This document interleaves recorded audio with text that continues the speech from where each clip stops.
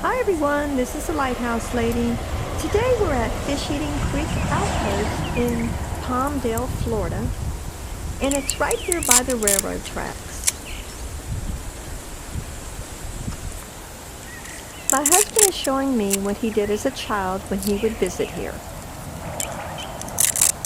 As you can see, he is putting pennies on the railroad track.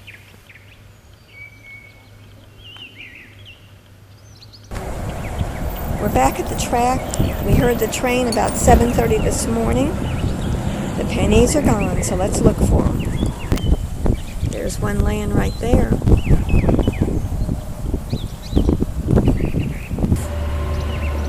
Looks like there's another one over there.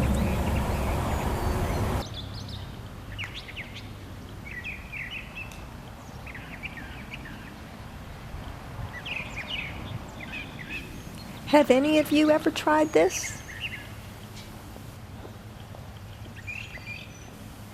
Thanks for watching.